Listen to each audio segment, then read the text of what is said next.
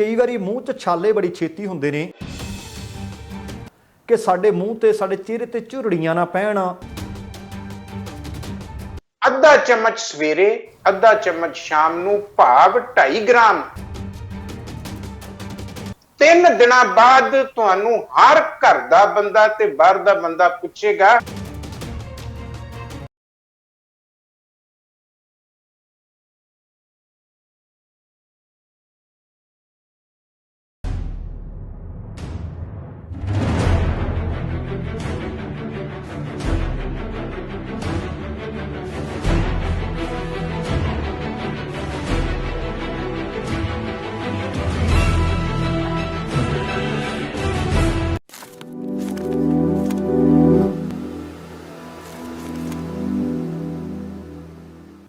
TVN ਦੇਖਣ ਵਾਲੇ ਸਮੁੱਚੇ ਦਰਸ਼ਕਾਂ ਨੂੰ ਦਵਿੰਦਰ ਸਿੰਘ ਬੈਨੀਪਾਲ ਵੱਲੋਂ ਪਿਆਰ ਅਤੇ ਸਤਿਕਾਰ ਸਹਿਤ ਸਤਿ ਸ਼੍ਰੀ ਅਕਾਲ। ਪ੍ਰੋਗਰਾਮ ਸਿਹਤ ਸੰਸਾਰ ਵਿੱਚ ਤੁਹਾਡਾ ਸਭਨਾਂ ਦਾ ਨਿੱਘਾ ਸਵਾਗਤ। ਆਓ ਦੋਸਤੋ, ਅੱਜ ਦੇ ਪ੍ਰੋਗਰਾਮ ਦੌਰਾਨ ਇੱਕ ਵਾਰ ਫਿਰ ਤੋਂ ਡਾਕਟਰ ਅਰਿਦਮਨ ਸਿੰਘ ਮਾਹਲ ਹੋਰਾਂ ਨੂੰ ਸ਼ਾਮਲ ਕਰੀਏ। ਕੁਝ ਇੱਕ ਪੁਰਾਣੇ ਪ੍ਰੋਗਰਾਮ ਵੇਖ ਕੇ ਤੁਹਾਡੇ ਸਵਾਲ ਆਏ ਸਨ, ਉਹਨਾਂ ਸਵਾਲਾਂ ਦੇ ਜਵਾਬ ਡਾਕਟਰ ਸਾਹਿਬ ਤੋਂ ਲੈਣ ਦੀ ਕੋਸ਼ਿਸ਼ ਕਰਾਂਗੇ ਤੇ ਕੁਝ ਇੱਕ ਹੋਰ ਬਿਮਾਰੀਆਂ ਦੇ ਬਾਬਤ ਜਾਣਕਾਰੀ ਲੈਣ ਦੀ ਕੋਸ਼ਿਸ਼ ਕੀਤੀ ਜਾਏਗੀ। ਤੇ ਜੇਕਰ ਪ੍ਰੋਗਰਾਮ ਦੇਖ ਕੇ ਸੁਣ ਕੇ ਚੰਗਾ ਲੱਗਿਆ, ਤੁਹਾਡੇ ਪਸੰਦ ਆਇਆ ਤੇ ਤੁਹਾਡੇ ਕੰਮ ਦੀਆਂ ਗੱਲਾਂ ਹੋਈਆਂ ਤਾਂ ਕਿਰਪਾ ਕਰਕੇ ਇਸ ਜਾਣਕਾਰੀ ਨੂੰ ਅੱਗੇ ਪਹੁੰਚਾਉਣ ਦੇ ਵਾਸਤੇ ਸ਼ੇਅਰ ਜ਼ਰੂਰ ਕਰ ਦੇਣਾ ਤੇ ਨਾਲ ਆਪਣੇ ਕਮੈਂਟ, ਜੇਕਰ ਤੁਸੀਂ ਚਾਹੁੰਦੇ ਹੋ ਕਿ ਆਹ ਬਿਮਾਰੀ ਦੇ ਬਾਬਤ ਅਗਲੀ ਕਿਸ਼ਤ ਦੇ ਵਿੱਚ ਜਾਣਕਾਰੀ ਲਈ ਜਾਵੇ ਡਾਕਟਰ ਸਾਹਿਬ ਤੋਂ, ਤੇ ਕਮੈਂਟਸ ਦੇ ਵਿੱਚ ਜ਼ਰੂਰ ਲਿਖਿਓ ਕਿ ਅਗਲੇ ਪ੍ਰੋਗਰਾਮਾਂ ਦੇ ਵਿੱਚ ਕਿਹੜੀਆਂ ਬਿਮਾਰੀਆਂ ਨੂੰ ਆਧਾਰ ਬਣਾ ਕੇ ਗੱਲਬਾਤ ਕੀਤੀ ਜਾ ਸਕੇ। ਆਓ ਸਭ ਤੋਂ ਪਹਿਲਾਂ ਡਾਕਟਰ ਸਾਹਿਬ ਦਾ ਸਵਾਗਤ ਕਰਦੇ ਹਾਂ। ਡਾਕਟਰ ਸਾਹਿਬ ਜੀ ਆਇਆਂ ਨੂੰ ਸਤਿ ਸ਼੍ਰੀ ਅਕਾਲ ਜੀ। ਸਤਿ ਸ੍ਰੀ ਅਕਾਲ, ਤੁਹਾਡੀ ਮਿਹਰਬਾਨੀ, ਸ਼ੁਕਰੀਆ ਜੀ। ਡਾਕਟਰ ਸਾਹਿਬ, ਬੀਤੇ ਪ੍ਰੋਗਰਾਮ ਦੇ ਵਿੱਚੋਂ ਕੁਝ ਇੱਕ ਜਿਹੜੇ ਕਮੈਂਟਸ ਆਏ ਸਨ, ਜਾਣਕਾਰੀ ਲੈਣੀ ਚਾਹੁੰਦੇ ਸੀ, ਮੈਂ ਅੱਜ ਸ਼ੁਰੂਆਤ ਉੱਥੋਂ ਕਰਨੀ ਚਾਹੁੰਦਾ ਹਾਂ। ਸਤਨਾਮ ਸਿੰਘ ਹੋਰਾਂ ਨੇ ਪੁੱਛਿਆ ਸੀ ਕਿ ਡਾਕਟਰ ਸਾਹਿਬ ਤੋਂ ਜਾਣਕਾਰੀ ਲਿਓ ਕਿ ਕਈ ਵਾਰੀ ਮੂੰਹ 'ਚ ਛਾਲੇ ਬੜੀ ਛੇਤੀ ਹੁੰਦੇ ਨੇ, ਤੇ ਦੂਸਰੀ ਉਹਨਾਂ ਨੇ ਇਹ ਜਾਣਕਾਰੀ ਪੁੱਛੀ ਸੀ, ਮੰਗੀ ਸੀ ਕਿ ਜੀਭ ਦੇ ਉੱਤੇ ਕਈ ਵਾਰੀ ਚਿੱਟਾ ਚਿੱਟਾ ਜਾਂ ਕੁਝ ਪਦਾਰਥ ਜੰਮਦਾ ਰਹਿੰਦਾ ਹੈ, ਇਹ ਇੰਨੀ ਛੇਤੀ ਕਿਉਂ ਹੁੰਦੇ ਨੇ ਜੀ ਛਾਲੇ ਵਾਰ-ਵਾਰ? ਦੇਖੋ, ਇਹ ਜ਼ਬਾਨ ਦੇ ਉੱਤੇ ਛਾਲੇ ਹੋਣੇ ਜਾਂ ਮੂੰਹ ਦੇ ਵਿੱਚ ਗਮਸ ਤੇ ਛਾਲੇ ਹੋਣੇ ਜਾਂ ਮੂੰਹ ਦੇ ਕਿਸੇ ਵੀ ਹਿੱਸੇ 'ਚ ਛਾਲੇ ਹੋਣੇ, ਇਹ 2-3 ਬਿਮਾਰੀਆਂ ਨੂੰ ਇੰਡੀਕੇਟ ਕਰਦਾ ਹੈ, ਇਸ਼ਾਰਾ ਕਰਦਾ ਹੈ। ਪਹਿਲਾ ਤੇ ਇਹ ਹੈ, ਜਦੋਂ ਗੰਭੀਰ ਹਾਲਤ 'ਚ ਹੁੰਦਾ ਹੈ, ਕਿਸੇ ਵੀ ਤਰੀਕੇ ਨਾਲ ਠੀਕ ਨਹੀਂ ਹੁੰਦਾ, ਬੜੇ ਲੰਬੇ ਸਮੇਂ ਤੋਂ ਚੱਲਿਆ ਆ ਰਿਹਾ ਹੈ, ਤੇ ਸਾਡਾ ਸ਼ੱਕ ਜਿਹੜਾ ਆ ਉਹ ਅਰਟੀਕੇਰੀਆ ਜਾਂ ਚਰਮ ਰੋਗ ਵਾਲੇ ਪਾਸੇ ਚਲਾ ਜਾਂਦਾ ਹੈ। ਨੰਬਰ 2, ਜੇ ਕੁਝ ਸਮੇਂ ਵਾਸਤੇ ਹੋਇਆ, ਹਫ਼ਤੇ 2 ਹਫ਼ਤੇ ਦੇ ਵਿੱਚ ਆਪਣੇ ਆਪ ਸਮੇਟਿਆ ਗਿਆ ਜਾਂ ਛੋਟੀ ਮੋਟੀ ਦਵਾਈ ਦੇ ਨਾਲ, ਤੇ ਉਹ ਡੈਫੀਸ਼ੀਐਂਸੀ ਸਿੰਡਰਮ ਹੋ ਸਕਦਾ ਹੈ ਕਿ ਫੋਲਿਕ ਐਸਿਡ ਦੀ ਕਮੀ ਰਹੀ ਹੈ। ਫੋਲਿਕ ਐਸਿਡ ਸਰੀਰ ਦੇ ਵਿੱਚ ਚਾਹੀਦਾ ਹੁੰਦਾ ਹੈ, ਬਹੁਤ ਥੋੜੀ ਮਾਤਰਾ 'ਚ, ਉਹਦੀ ਕਮੀ ਹੋ ਗਈ ਹੈ ਤੇ ਉੱਥੇ ਵੀ ਛਾਲੇ ਜਾਂ ਬੋਇਲਸ ਮੂੰਹ ਦੇ ਵਿੱਚ ਨਿਕਲ ਆਉਂਦੇ ਆ। ਔਰ ਤੀਸਰੀ ਗੱਲ ਹੈ ਕਿ ਤੇਜ਼ਾਬੀ ਮਾਦਾ ਜਦੋਂ ਬਹੁਤ ਜ਼ਿਆਦਾ ਹੁੰਦਾ ਹੈ, ਸਟੋਮਕ ਦੇ ਵਿੱਚੋਂ ਤੇਜ਼ਾਬ ਊਜ਼ ਕਰਦਾ ਰਹਿੰਦਾ ਹੈ, ਉਹਦੇ ਕਰਕੇ ਮੂੰਹ ਦੇ ਵਿੱਚ ਰੈਸ਼ਿਸ ਵੀ ਹੋ ਜਾਂਦੀਆਂ, ਛੋਟੇ ਮੋਟੇ ਛਾਲੇ ਵੀ ਹੋ ਸਕਦੇ ਆ। ਗਰੁੱਪ ਆਫ ਰੈਸ਼ਿਸ ਜਿਹੜੇ ਆ ਉਹ ਛਾਲੇ ਦੀ ਤਰ੍ਹਾਂ ਬਣ ਜਾਂਦੇ ਆ, ਤੇ ਉਹਦੇ ਨਾਲ ਜ਼ਬਾਨ ਦੇ ਉੱਤੇ ਸਫੇਦ ਕਲਰ ਦੀ ਕੋਟਿੰਗ ਛੜੀ ਰਹਿੰਦੀ ਹੈ। ਉਹਦਾ ਸਾਰਾ ਦੋਸ਼ ਤੇਜ਼ਾਬੀ ਮਾਦੇ ਦਾ ਵਧਿਆ ਹੋਣਾ ਆ। ਪਹਿਲੀਆਂ ਗੱਲਾਂ ਬਾਤਾਂ ਦੇ ਵਿੱਚ ਜਿਹੜੀਆਂ ਅਸੀਂ ਟਾਕਸ ਕੀਤੀਆਂ, ਉਹਨਾਂ ਦੇ ਵਿੱਚ ਅਸੀਂ ਬੜਾ ਡਿਟੇਲਡ ਚਰਚਾ ਕਰਦੇ ਰਹੇ ਹਾਂ ਕਿ ਸਰੀਰ ਦੇ ਵਿੱਚ ਤੇਜ਼ਾਬ ਦੀ ਔਰ ਅਲਕਲੀ ਦਾ ਤਵਾਜ਼ਨ ਹੈ ਜਿਹੜਾ, ਉਹ ਬਹੁਤ ਅਹਿਮ ਤੇ ਜ਼ਰੂਰੀ ਹੈ। ਸੋ ਜਦੋਂ ਵੀ ਕਿਤੇ ਤੇਜ਼ਾਬੀ ਮਾਦਾ ਹੋਵੇ ਤੇ ਲਗਾਤਾਰ ਰਿਹਾ ਹੋਵੇ, ਤਾਂ ਉਹਦੇ ਵਿੱਚ ਜਿੱਥੇ ਪੇਟ ਫੁੱਲਿਆ ਰਹਿੰਦਾ, ਸੁੱਜਿਆ ਰਹਿੰਦਾ ਹੈ, ਜਿੱਥੇ ਗੈਸ ਬੜੀ ਬਣਦੀ ਹੈ, ਗੈਸ ਰਿਲੀਜ਼ ਹੁੰਦੀ ਹੈ, ਉੱਪਰ ਨੂੰ ਖੱਟੇ ਡਕਾਰ ਆਉਂਦੇ ਰਹਿੰਦੇ ਆ, ਹਾਰਟ ਬਰਨ ਕਰਦਾ ਹੈ, ਉਸ ਵੇਲੇ ਅਸੀਂ ਮੰਨੀਏ ਕਿ ਤੇਜ਼ਾਬੀ ਮਾਦਾ ਜ਼ਿਆਦਾ ਆ। ਤੇ ਖਾਸ ਕਰਕੇ ਜਿੰਨਾ ਮਰਜ਼ੀ ਅਸੀਂ ਟੰਗ ਕਲੀਨਰ ਲਾ ਲਈਏ, ਜਿੰਨੀ ਮਰਜ਼ੀ ਅਸੀਂ ਸਫਾਈ ਕਰੀਏ, ਜ਼ਬਾਨ ਤੋਂ ਚਿੱਟਾ ਚਿੱਟਾ ਮਾਦਾ ਜਾਂਦਾ ਨਹੀਂ। ਉਹਦਾ ਮਤਲਬ ਇਹ ਆ ਕਿ ਤੁਹਾਡੀ ਬੋਡੀ ਦੇ ਅੰਦਰ ਤੇਜ਼ਾਬ ਦੀ ਬਹੁਤਾਤ ਹੈ, ਜਿਹੜੀ ਕਿ ਕੋਟਿੰਗ ਤੋਂ ਬਿਨਾਂ ਹੋਰ ਵੀ ਕਈ ਤਰ੍ਹਾਂ ਦੀਆਂ ਪ੍ਰੋਬਲਮਸ ਨੂੰ ਜਨਮ ਦਿੰਦੀ ਹੈ। ਸੋ ਇਹ ਸਾਰੇ ਕਾਰਨ ਨੇ ਜੀ। ਹੁਣ ਜਿਹਦਾ ਕਿਸੇ ਦਾ ਕੇਸ ਹੈ, ਡੈਫੀਨੇਟਲੀ ਹਿਸਟਰੀ ਲੈਣੀ ਬੜੀ ਜ਼ਰੂਰੀ ਹੈ ਤਾਂ ਕਿ ਉਹਦੇ ਮੁਤਾਬਕ ਉਹਦਾ ਸਪੈਸੀਫਿਕ ਜਵਾਬ ਦਿੱਤਾ ਜਾ ਸਕੇ। ਪਰ ਮੈਂ ਇੱਕ ਗੱਲ ਤੇ ਜ਼ਰੂਰ ਕਵਾਂਗਾ ਜੀ ਕਿ ਜਦੋਂ ਅਸੀਂ ਦੋਸ਼ ਤਜ਼ਾਬ ਨੂੰ ਦਿੱਤਾ, ਉਹਦੇ ਲਈ ਇਹ ਆ ਕਿ ਜੇ ਤੁਸੀਂ ਛੋਟੇ ਮੋਟੇ ਛਾਲੇ ਆ, ਜ਼ਬਾਨ ਦੇ ਉੱਤੇ ਕੋਟਿੰਗ ਹੈ, ਤੇ ਤੁਸੀਂ ਸੈਲਾਈਨ ਵਾਟਰ, ਲੂਣ ਵਾਲਾ ਪਾਣੀ ਰਿੰਸ ਕਰਨਾ ਹੈ, ਘੁੱਟ ਭਰ ਕੇ ਮੂੰਹ ਦੇ ਵਿੱਚ ਘੁਮਾਉਣਾ ਹੈ, ਉਸ ਤੋਂ ਬਾਅਦ ਤੁਸੀਂ ਉਹਨੂੰ ਪੀ ਵੀ ਸਕਦੇ ਹੋ। ਅੱਛਾ ਜੀ। ਦੂਸਰੀ ਗੱਲ ਆ ਕਿ ਸੋਡੀਅਮ ਬਾਈਕਾਰਬੋਨੇਟ, ਮਿੱਠਾ ਸੋਡਾ ਜਿਹੜਾ ਘਰ ਅਸੀਂ ਸਬਜ਼ੀ ਭਾਜੀ ਬਣਾਉਣ ਲੱਗਿਆਂ ਵਰਤੋਂ ਚ ਕਰਦੇ ਆ, ਜਾਂ ਬੇਕਿੰਗ ਸੋਡਾ ਜਿਹੜਾ ਕਿ ਬਹੁਤ ਸਾਰੀਆਂ ਸਬਜ਼ੀਆਂ ਦੇ ਵਿੱਚ ਔਰ ਈਵਨ ਬੇਕਰੀ ਦੇ ਵਿੱਚ ਬੜਾ ਯੂਜ਼ ਹੁੰਦਾ ਹੈ, ਉਹਨੂੰ ਅਸੀਂ ਅੱਧਾ ਚਮਚ, ਛੋਟਾ ਟੀਸਪੂਨਫੁਲ, ਹਾਫ ਟੀਸਪੂਨਫੁਲ, ਅੱਧੇ ਗਲਾਸ ਪਾਣੀ ਦੇ ਵਿੱਚ ਘੋਲ ਕੇ, ਉਹ ਤੁਹਾਡਾ ਪਾਣੀ ਤਿਆਰ ਹੋ ਗਿਆ, ਉਹਨੂੰ ਘੁੱਟ ਭਰ ਕੇ ਰਿੰਸ ਕਰਨਾ, ਮੂੰਹ ਦੇ ਵਿੱਚ ਘੁਮਾਉਣਾ ਹੈ। ਸੋ ਜੇ ਕਿਤੇ ਸੋਡੀਅਮ ਬਾਈਕਾਰਬੋਨੇਟ ਘਰ ਹੈਗਾ ਤੇ ਉਹਦੀ ਵਰਤੋਂ ਕਰ ਲਓ, ਜੇ ਨਹੀਂ ਹੈਗਾ ਤੇ ਲੂਣ ਦੀ ਵੀ ਵਰਤੋਂ ਕੀਤੀ ਜਾ ਸਕਦੀ ਹੈ। ਪਰ ਜੇ ਇਹਦੇ ਲਈ ਦੋਸ਼ ਚਰਮ ਰੋਗ ਨੇ ਤੇ ਫਿਰ ਸਾਨੂੰ ਸਾਰੇ ਦਾ ਸਾਰਾ ਉਹ ਪ੍ਰਬੰਧ, ਉਹ ਪਰਹੇਜ਼ ਕਰਨੇ ਪੈਣਗੇ, ਉਹ ਇਲਾਜ ਕਰਨਾ ਪਏਗਾ ਜਿਹੜਾ ਅਸੀਂ ਚਰਮ ਰੋਗਾਂ ਤੇ ਕੀਤਾ ਹੈ। ਤੇ ਚਰਮ ਰੋਗ ਨੇ ਜਿਹੜੇ, ਉਹਦੇ ਵਿੱਚ ਸੋਰਾਇਸਿਸ ਹੈ, ਐਗਜ਼ੀਮਾ ਆ, ਡਰਮੇਟਾਈਟਸ ਹੈ, ਧੱਦਰਾਂ ਨੇ, ਲੂਤਾਂ ਨੇ, ਹਾਈਵਸ ਨੇ, ਕਈ ਤਰ੍ਹਾਂ ਦੀਆਂ ਪ੍ਰੋਬਲਮਸ ਨੇ ਜਿਹੜੀਆਂ ਕਿ ਸਾਡੇ ਭਾਈਚਾਰੇ ਦੇ ਵਿੱਚ ਬਹੁਤ ਜ਼ਿਆਦਾ ਹੋ ਰਹੀਆਂ। ਉਹਦਾ ਦੋਸ਼ ਸਾਰੇ ਦਾ ਸਾਰਾ ਸਾਡੇ ਖਾਣ ਪੀਣ ਤੇ ਆ, ਕਿਉਂਕਿ ਸਾਨੂੰ ਪ੍ਰੋਸੈਸਡ ਫੂਡ, ਸਾਨੂੰ ਪੈਕਡ ਫੂਡ ਜਿਹੜਾ ਕਿ ਡੱਬਾ ਬੰਦ, ਬੋਟਲ ਬੰਦ, ਪਾਊਚ ਬੰਦ ਹੁੰਦਾ ਹੈ, ਸਾਡੇ ਸਰੀਰ ਦੇ ਅੰਦਰ ਯੀਸਟ ਦੀ ਮਾਤਰਾ ਵੱਧ ਜਾਣੀ, ਜਿਹੜਾ ਕਿ ਸਾਨੂੰ ਬੇਕਰੀ ਤੋਂ ਮਿਲਦਾ, ਪੀਜ਼ੇ ਤੋਂ ਮਿਲਦਾ, ਬ੍ਰੈਡ ਤੋਂ ਬਿਨਾਂ ਸਾਡਾ ਖਾਣਾ ਅਧੂਰਾ ਹੈ।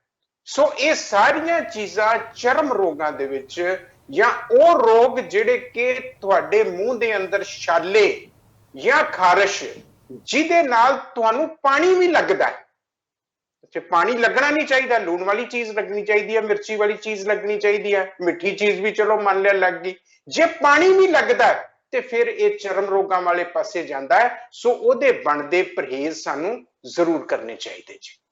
ਅੱਛਾ ਡਾਕਟਰ ਸਾਹਿਬ, ਇਹ ਤਾਂ ਤੁਸੀਂ ਇਨ ਜਨਰਲ ਦੱਸ ਦਿੱਤਾ ਕਿ ਕਾਰਨ ਕੀ ਹੋ ਸਕਦੇ ਨੇ ਤੇ ਕਿਵੇਂ ਮੂੰਹ ਦੇ ਛਾਲਿਆਂ ਤੋਂ ਛੁਟਕਾਰਾ ਪਾਇਆ ਜਾ ਸਕਦਾ ਹੈ।